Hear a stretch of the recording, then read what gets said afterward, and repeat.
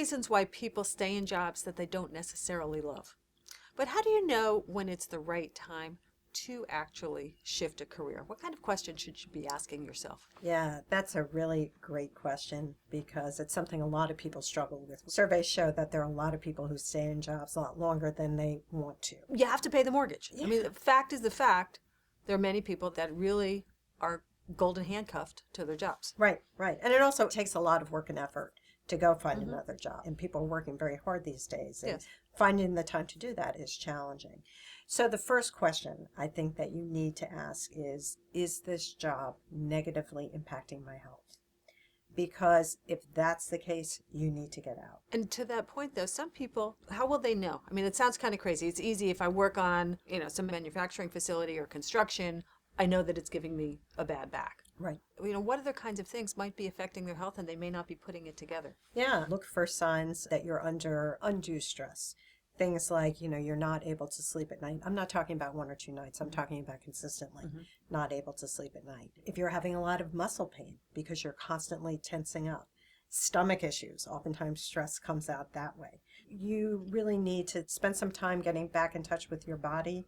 Am I experiencing certain ills and tensions that I don't normally feel here? The stress will take its toll. And again, we're not talking about periodic stress. We're talking about extreme stress. And then you really need to make a concerted effort. And some of those things also could be asthma, diabetes that's not in control if you're diabetic and your blood sugar's out of control, could be hives. There's all sorts of these stress-driven conditions that somebody might have that might get out of control. Yeah. So, of course, if you do decide to make a career change, the reality is that most career changes, you will experience at least a temporary reduction in salary. Not always. If you stay within your field, you might be able to find something that even pays you more. But if you're truly talking about a career change and shifting into a new area, there's probably going to be a drop in salary. So they have to consider the financial impact of that career change. You do. And, if you're in a situation where maybe you're just bored or somewhat unhappy, it may make sense for you to try to sock away as much money as you can so that you can make that move down the road 6 months, a year. You really need to think about that. Okay, so health, money. What else do they need to Health and consider? money.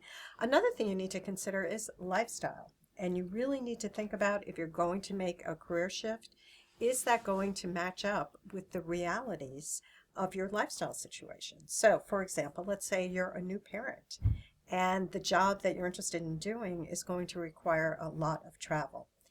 That may or may not be a great move for you at that point in time. So you really want to spend some time thinking about both what are your lifestyle needs and what will be different in this new job. And finally, what I would say to people is, really think about what is bugging you about the current job, because there might be some relatively small changes that you could make. Maybe you need to speak with your boss about going to a telecommuting arrangement 1 day a week.